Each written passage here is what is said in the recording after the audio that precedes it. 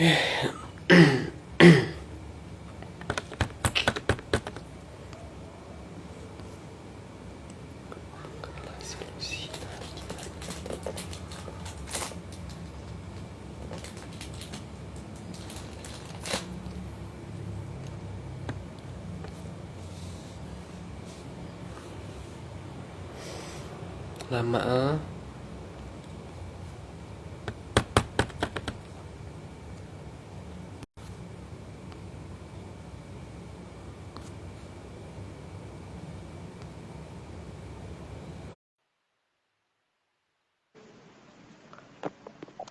Oke. Insya Allah. Akhirnya Kita bisa juga mulai ya. lagi dari awal ya. Tadi itu udah pembukaan tapi mungkin jaringan kali ya. Oke, bismillahirrahmanirrahim. Assalamualaikum warahmatullahi wabarakatuh. Waalaikumsalam warahmatullahi wabarakatuh. Alhamdulillahirabbil alamin. Shalatu wassalamu ala asrofil anbiya'i wal mursalin wa ala alihi washabihi ajmain. Qala rabbi shrah li sadri wa yassir li amri wahlul 'uqdatam min lisani yafqahu qawli. Alhamdulillahirabbil alamin. Tak tak henti-hentinya kita ucapkanlah alhamdulillah karena rahmat dan hidayah Allah Subhanahu wa taala kita masih bisa diberikan kesempatan, diberikan nikmat, nikmat iman, nikmat Islam, nikmat kesehatan sehingga kita masih bisa berjumpa kembali pada bisik pada malam hari ini.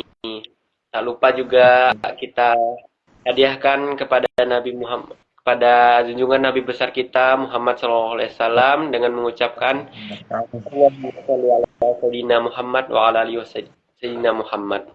Karena berkat beliaulah kita bisa merasakan dari zaman kegelapan hingga zaman yang terang benderang seperti sekarang.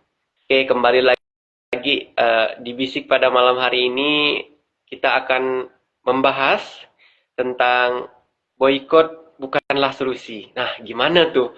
Boykot bukanlah solusi gitu kan. Dengan Seru ya. bicara kita pada malam hari ini yang Masya Allah beliau merupakan salah satu dari kader LDK, dari mahasiswa IAIN. Beliau juga sahabat atau enggak, abang saya juga di LDK. Oke, sebelumnya Raka mau nyapa dulu nih pembicara kita pada malam hari ini, Bang Alwi. Ya. Gimana kabarnya Bang Alwi? Alhamdulillah sehat. Cuman ini mohon maaf ya Kak, jadi agak telat mulainya. Qadarullah malam ini banyak yang tiba-tiba. Jadi tiba-tiba ada kuliah malam. Nah, Mantap. ya. Raka gimana? Sehat? Alhamdulillah sehat. Oke, sip. Alhamdulillah. Mungkin tanpa lama-lama lagi ya, Ya, kita dengarkanlah dari pembicara kita pada malam hari ini. Beliau sempatkan untuk isi bisik kita pada malam hari ini. Tanpa lama-lama lagi, kita dengarkan dari Bang Alwi. Kepada Bang Alwi, dipersilahkan. Oke. Singkat saja ya berarti ya. Ya, betul. Bismillahirrahmanirrahim. Assalamualaikum warahmatullahi wabarakatuh. Waalaikumsalam warahmatullahi wabarakatuh. Rabbil alamin. Assalatu wassalamu ala Rasulillah wa ala alihi wa sahbihi wa man wala.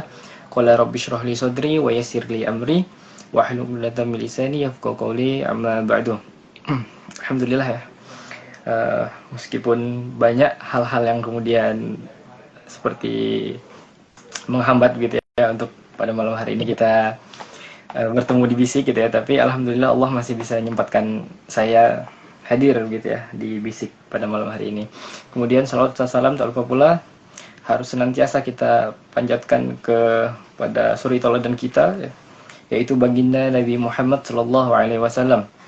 Karena berkat perjuangan beliau, berkat jerih payah beliau, berkat tetes darah beliau, ya kita pada hari ini, pada detik ini bisa merasakan nikmat dan manisnya iman serta Islam. Mudah-mudahan kita beserta keluarga dan kerabat kita kelak mendapatkan syafaat dari beliau di yaumil akhir. Amin ya rabbal alamin. Oke. Kita malam ini tentang boykot ya Kak ya? Ya, betul. Boykot. Nah, sebelum kita ke intinya ya, ke inti dari tema, mungkin kita perlu kenal dulu nih sebenarnya boykot itu yang gimana gitu kan. Kalau kita lihat secara sekilas gitu ya, dari boykot yang mungkin kita dan juga saudara-saudara kita di luar sana yang melakukan itu, boykot itu kan ketika mereka tidak membeli atau tidak mengonsumsi produk A, B, C dan seterusnya begitu ya. Kalau dilihat sekilas kan maka bakalan muncul anggapan-anggapan orang, loh kok mereka mengharamkan ini gitu, mengharamkan produk ini, nggak mengonsumsi produk ini begitu. Nah, timbul juga pertanyaan, emangnya boleh mengharamkan produk yang halal, yang produk yang mubah gitu kan. Nah, jadi di sini perlu kita tahu bahwasanya sebenarnya boykot dengan mengharamkan itu beda ya. Jadi mengharamkan sesuatu yang sebelumnya halal, yang memang dihukumi halal ataupun mubah ya, itu sifatnya mutlak. Nah, mutlak bagaimana? Contohnya gini, Raka suka makanan apa misalnya? Raka suka coklat seperti kayak Oreo gitu kan. Oke, coklat. Wih, Oreo. Sorry. Coklat ya, coklat. Ya, betul. Nah, coklat itu kan hukum asalnya ketika memang zatnya itu tidak terkontaminasi dengan hal-hal yang haram, maka dia zat aslinya halal dan boleh untuk dikonsumsi. Nah, jadi Raka suka coklat. Tapi suatu ketika Raka ini ada sedikit hal gitu ya dengan coklat. Jadi Raka nggak mau mengonsumsi coklat. Raka nggak mau coklat bahkan yang saya kasih misalnya begitu ya. Nah, atau mungkin beli di tokonya Bukarim gitu ya, di kantin Bukarim atau coklat di tempat-tempat lain, pokoknya semua coklat Raka nggak mau. Nah, itu jatuhnya mengharamkan. Kenapa? Karena Raka mutlak ya, secara mutlak tidak mau mengonsumsi coklat tadi itu, bahkan dari yang saya kasih misalnya begitu ya. Padahal sebenarnya kan coklat itu halal, boleh kita konsumsi.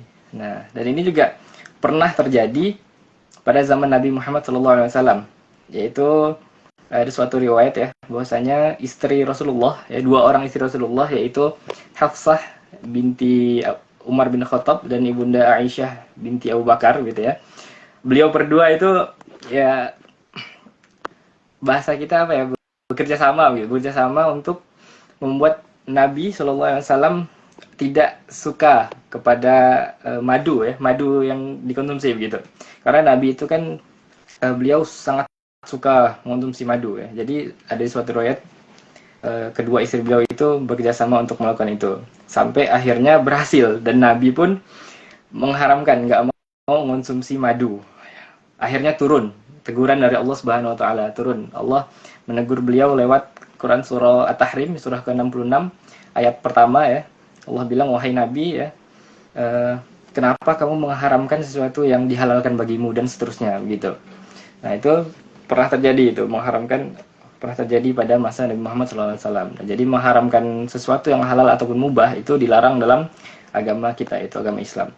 Kemudian kalau boykot itu gimana? Boykot ini kita bukan nggak mau konsumsi produknya, tapi kita lebih ke beralih dari satu produk ya kepada produk yang lain. Alasannya kenapa? Alasannya karena sumbernya tadi itu, sumber dari produk tersebut. Misal coklat tadi ya Raka ya. Misalnya coklat, Raka nih sebelumnya beli coklat di toko Pak Agus misalnya namanya. Terus entah kenapa, mungkin karena di toko tersebut Raka nggak dapat kembalian yang sesuai, atau mungkin tiba-tiba rasa dari coklatnya berubah, atau karena keluarsa, Raka langsung nggak mau lagi beli coklat tokonya Pak Agus. Tapi Raka masih mau konsumsi coklat misalnya dari saya yang kasih, atau mungkin dikasih dari kader LDK yang lain. Nah, itu di situ jatuhnya hukumnya boykot. Raka cuman nggak mau membeli coklat dari tokonya Pak Agus tadi itu misalnya. Nah, jadi bedanya di situ. Kalau mengharamkan sesuatu yang halal atau mubah itu sifatnya mutlak gitu ya. Kalau boykot ini dia fleksibel, jadi ada penggantinya. Ada beralih dari satu produk ke produk yang sejenisnya dengan sumber yang lebih baik gitu. Nah, kemudian kalau boykot ini saya belum tahu ya, apakah ada pada zaman Nabi ya. Sejauh ini yang saya tahu tidak ada begitu. Tapi kalau memang teman-teman atau Raka nanti menemukan suatu riwayat yang menyatakan bahwa Nabi pernah memboikot entah itu orang ataupun sesuatu gitu ya, boleh di-share ke saya di DM nanti. Oke. Insya Allah. Kemudian kita gimana? Ini, Oh iya, jadi silakan. bisa di kan berarti boykot dan juga haram itu beda gitu ya. Beda. Cuman karena ketika orang lihat sekilas gitu ya, yang kita dan mungkin teman-teman kita di luar lakuin, itu kan lihat sekilas seperti mengharamkan gitu ya, karena nggak mau konsumsi misalnya contohnya kayak Aqua gitu kan, atau Starbucks deh yang udah jelas-jelas mereka deklar gitu kan. Nah gitu, bukannya kita mengharamkan, tapi kita beralih dari produk yang itu kepada produk yang serupa dan halal boleh gitu kan. Nah Sip, sip, kemudian sip. em,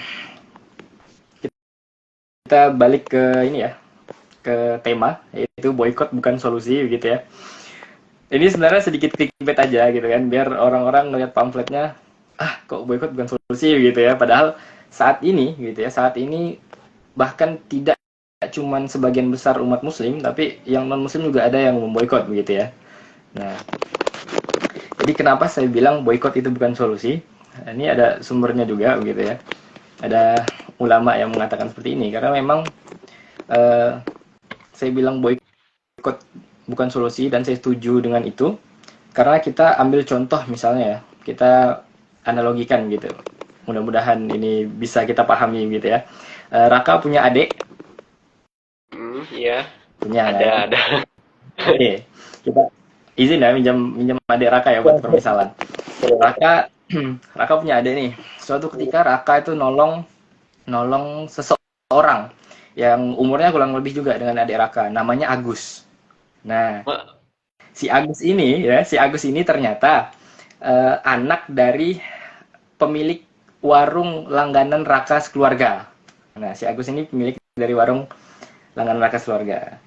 Nah, beberapa hari setelah adik Raka nolong si Agus ini tiba-tiba ngebully adik Raka, terus dia ngata-ngatain adik Raka, dia ngefitnah adik Raka, pokoknya segala macam hal-hal buruk itu dilontarkan ke adik Raka. Nah, Raka yang tahu itu kan rasanya kayak, wah, pengen pengen gue pukul nih gitu kan. Tapi kan nggak bisa juga. Kalaupun Raka mukul si Agus ya bakalan makin panjang urusannya begitu kan, bahkan merembet ke orang-orang tuanya dan segala macam. Akhirnya Raka memutuskan untuk nggak mau lagi belanja di warung bapaknya si Agus tadi. Ya, padahal sebenarnya berlangganan itu. Raka nggak mau. Raka ngeboikot warung bapaknya si Agus. Sampai akhirnya Raka cerita ke keluarga Raka, ke bapak, ibu, sampai akhirnya nyebar ke keluarga besar Raka. Ya, akhirnya keluarga besar Raka ngeboikot warung bapak si Agus tadi itu. Nah, kemudian apakah dari situ si Agus bahkan berhenti ngebully adik Raka? Enggak, karena bukan itu penyebab si Agus ngebully adik Raka. Nah, tapi tetap berpengaruh. Berpengaruh kenapa? Karena omset dari penjualan toko bapak si Agus tadi itu bakal menurun pastinya. Ya karena Raka keluarga besar gitu ya, yang biasanya langganan di situ tiba-tiba nggak mau lagi belanja di situ, boykot. Nah, tapi tetap saja yang namanya solusi itu kan muncul. Opsi-opsi solusi itu muncul ketika kita udah tahu, kita menganalisis penyebab-penyebab yang ada begitu. Nah, itu kalau dalam manajemen begitu. Nah, kita analisis dulu penyebab-penyebab dari suatu masalah, kemudian baru bisa kita simpulkan. Baru kita bisa simpulkan opsi-opsi untuk yang menjadikan solusinya. Nah, sedangkan kayak tadi yang tadi itu si Agus itu kita penyebab kenapa si Agus ngebully adik Raka kan kita belum tahu. Tiba-tiba Raka dan keluarga cuma ngeboikot, akhirnya ya memang itu berpengaruh, tapi bukan solusi. Itu juga yang sekarang kita lakukan gitu ya. Yang sekarang kita lakukan untuk saudara-saudara kita di Palestina gitu. Nah, karena memang ya boykot ini bukan solusi tapi berpengaruh, bahkan lumayan berpengaruh besar. Data menyebutkan bahwa di tahun 2024 ini Israel itu utangnya naik sekitar 20% dari tahun 2022. Itu karena apa? Karena boykot. Karena boykot sebagian besar non muslim dan orang-orang di luar muslim mungkin. Nah, ngaruh memang, cuman bukan itu solusinya. Karena penyebab kenapa Israel sampai sekarang itu masih melakukan penjajahan, agresi dan segala macam ya itu karena mereka merasa bahwa itu adalah tanah milik mereka ya. Padahal sebenarnya bukan begitu. Nah, kalau kita melihat ya dari sejarah-sejarah yang lampau gitu ya, dari bagaimana tanah Palestina, tanah Baitul Maqdis itu bisa dibebaskan, ya itu mulai pada masa Umar bin Khattab, Khalifah Umar bin Khattab, yaitu pada tahun 637 Masehi. Nah, kemudian lepas lagi dari tangan umat muslim, kemudian dibebaskan lagi oleh Khalifah Salahuddin Al-Ayyubi ya, pada tahun 1187 sampai seterusnya, akhirnya dipegang oleh Kesultanan ya, atau Bani Turki Utsmani.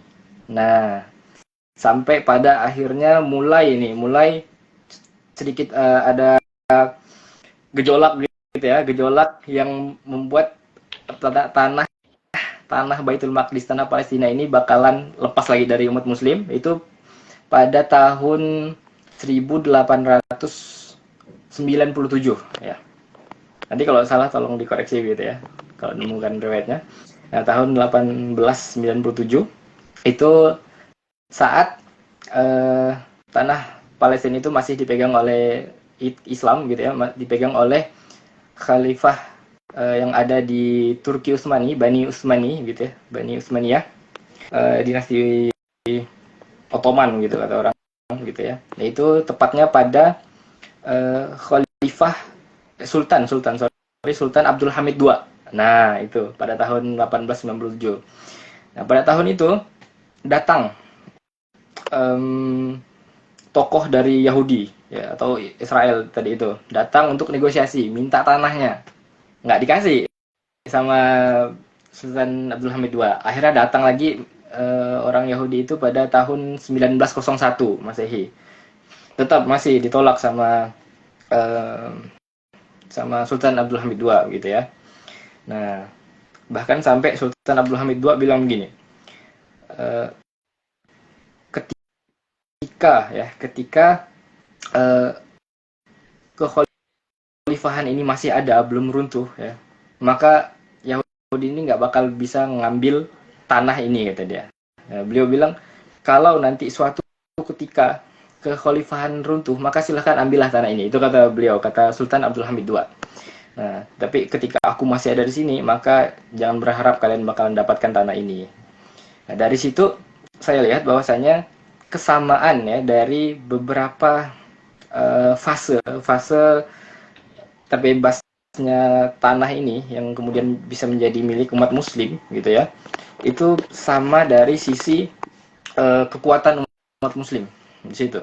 Jadi bukan hanya sekedar kita apa tadi ya, kayak cuman boykot tadi itu ya, tapi juga perlu adanya aksi di situ, aksi yang memang bergerak kepada tanah tersebut. Maka Rasulullah SAW itu sebelum Umar bin Khattab bisa membebaskan, itu sebelumnya Nabi dan para sahabat itu 14 tahun mereka menimba ilmu, berjihad ilmu ya istilahnya, itu berjihad ilmu tentang tanah itu, tentang sejarah-sejarah Palestina dan seterusnya begitu. Kemudian jihad negosiasi begitu dari Rasulullah itu selama 2 tahun, hingga akhirnya sampailah pada jihad militer. Nah, itu fasenya lumayan panjang, baru sampai ke Khalifah Umar bin Khattab bisa membebaskan yang tadi itu. Nah, kemudian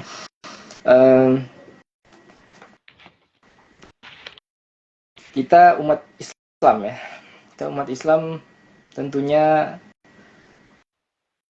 percaya, dan sebenarnya harus percaya juga gitu ya, harus percaya bahwasanya tanah ini, tanah Palestina itu adalah tanah yang diberkahi ya, sebagaimana Quran surah Al-Isra ayat 1 itu bunyinya subhanalladzi asra bi'abdihi lailan minal masjidil haram ilal masjidil aqsa ya, alladzi barakna haulahu ya, bahkan bukan cuman tanah tersebut yang diberkahi tapi sekelilingnya juga.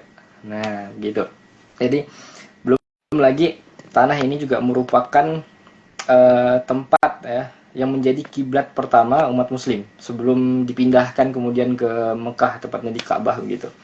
Nah, Masjidil Aqsa ya, yang letaknya di Palestina itu menjadi kiblat pertama kita dulu. Nah, kemudian kalau gitu Bang, kalau memang boykot ini bukan solusi, terus ngapain kita boykot gitu kan gitu. Ya, boykot ini tadi seperti analogi kita di awal, boykot itu bentuk tanda cinta kita kepada saudara kita. Nah, dan juga memang bukan solusi, tapi tetap berpengaruh, ya, tetap berpengaruh. Karena saat ini yang bisa kita lakukan cuman itu. Yang bisa kita lakukan itu cuman berdoa, ya. Yang bisa kita lakukan itu cuma terus terus menambah ilmu kita tentang hal tersebut, terus sharing kepada orang-orang yang mungkin belum tahu tentang hal tersebut, ya. Dan juga melakukan hal-hal yang kemudian bisa kita lakukan seperti donasi dan lain sebagainya. Nah, sebenarnya boykot ini ya, bukan cuma boykot, tapi keseluruhan aksi kita tentang kita membela Palestina ini, itu muncul, ditetapkan fatwa MUI, ya. Fatwa MUI nomor 83 tahun 2023, yang dimana di situ tertulis ada 4 yang diputuskan, ya. Yang pertama itu tentang hukum mendukung kemerdekaan Palestina. Nah, maka di situ dituliskan bahwasanya kita gitu ya, mendukung kemerdekaan Palestina itu hukumnya wajib. Nah, kemudian pada poin keempat di fatwa tersebut, fatwa MUI, di poin keempat itu tentang hukum mendukung penjajahan atau mendukung agresi dari Israel kepada Palestina. Itu fatwa MUI nomor 83 menghukumi mendukung agresi Israel atau penjajahan Israel terhadap Palestina, baik secara langsung ataupun tidak langsung, ya, itu hukumnya haram, kata berdasarkan fatwa MUI nomor 83 tahun 2023. Nah, maka kita sebagai warga negara yang baik dan kemudian juga tentunya mukmin, ya, muslim, nah maka kita harus patuh dengan hal tersebut. Nah, apalagi tadi ada poin bahwasanya mendukung secara langsung atau tidak langsung. Ya, maka yang tidak langsung ini salah satunya dapat kita pahami bahwasanya yang tidak langsung itu seperti mengkonsumsi produk-produk yang kemudian terafiliasi atau memang secara jelas deklarasi mendukung agresi Israel kepada Palestina itu. Nah, jadi terakhir ya, mungkin ini udah jam berapa? Jam 9. Intinya boykot itu yang mau melakukan silahkan, yang tidak juga silahkan gitu ya. Tidak ada paksaan di situ. Tapi tetap terus ya berada pada jalan atau barisan orang-orang yang mendukung kemerdekaan Palestina, mendukung kemerdekaan Baitul Maqdis. Apapun caranya, apapun metodenya begitu ya, maka tetap harus kita hargai begitu. Jangan sampai orang yang kemudian udah berhasil ngeboikot sepenuhnya seluruh produk-produk di boikot, kemudian malah mencaci orang-orang yang baru memboikot setengah. Kemudian nanti malah yang baru boikot setengah malah mencaci orang-orang yang belum bisa boikot. Nah, itu di situ malah jadi problem di situ. Nah, harusnya ketika kita masih berada di satu barisan yang sama, mau itu kita bisa ngeboikot, mau itu kita nggak bisa ngeboikot, tapi kita tetap adil, kita tetap melakukan hal-hal yang kemudian baik ya, yang kemudian bisa mendukung untuk kemerdekaan Palestina, maka itu disilahkan. Jangan saling mencaci, jangan saling senggol gitu ya. Nah, jadi kita lihat bahwasanya di Indonesia ini kan, Indonesia ini ada banyak sekali umat muslim. Tadi saya sempat searching bahwasanya di Indonesia ini ada sekitar 87% dari keseluruhan penduduk Indonesia itu muslim semua. Tapi kalau kita lihat ya, belakangan ini ya Allah, itu makin banyak hal-hal yang nggak mencerminkan muslim gitu ya. Justru malah sesama muslim itu saling senggol ya, senggol dalam tanda kutip gitu kan. Dan kemudian lain sebagainya gitu.